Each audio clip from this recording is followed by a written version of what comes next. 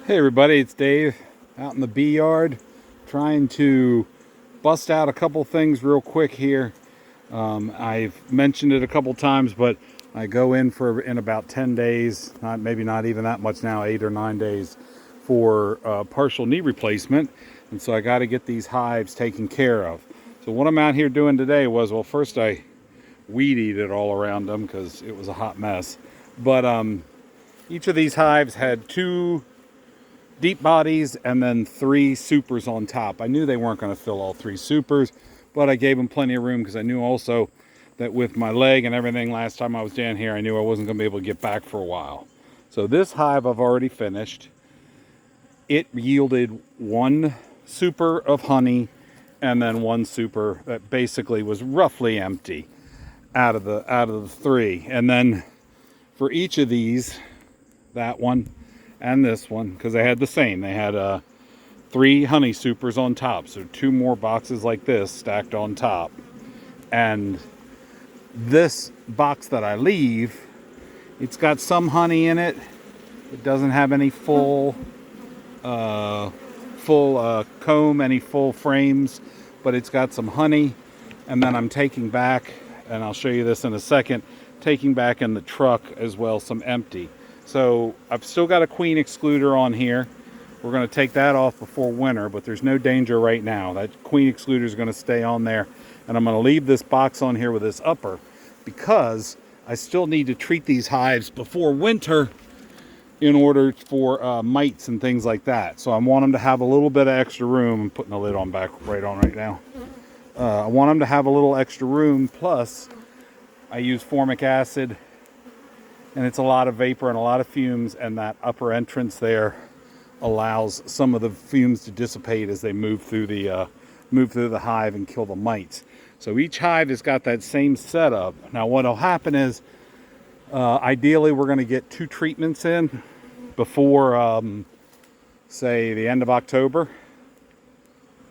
Once that happens, the population in the hive will have shrunk anyway, and we will remove the queen excluders so that the queen doesn't get separated from the ball of bees when the cold weather hits.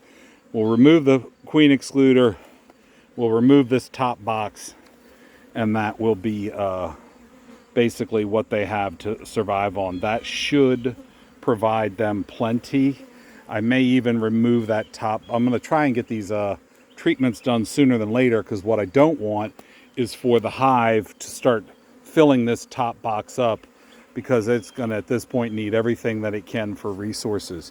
This is my first harvest. I did not harvest earlier in the year because of said knee issues. I'm still limping all around. This is what I got. So these 2 are full of honey, 2 full supers. These 2 are basically almost empty. You can see the difference. The bees know which one. See, that one's hardly got any bees around it. This one is just covered in bees.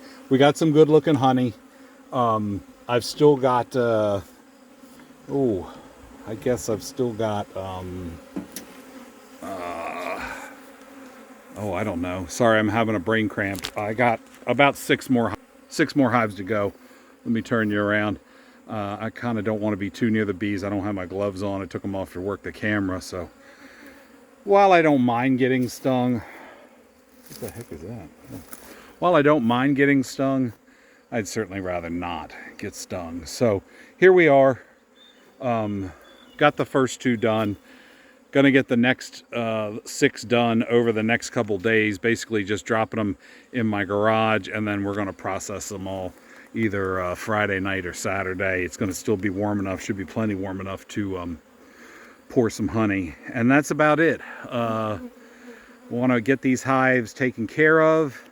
I'm going to be out then for several weeks, and then as soon as I get back, I've got to be pulling these hives apart, because of course when you use formic acid, the treatment has to go on the bottom brood nest, and that means moving some boxes around, and I'm not going to be able to do that until I can stand on both legs again and pick up an 80-pound box of honey. So that's it.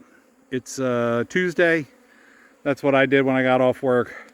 I hope you're doing something to stay safe. and stay independent, or become even more independent.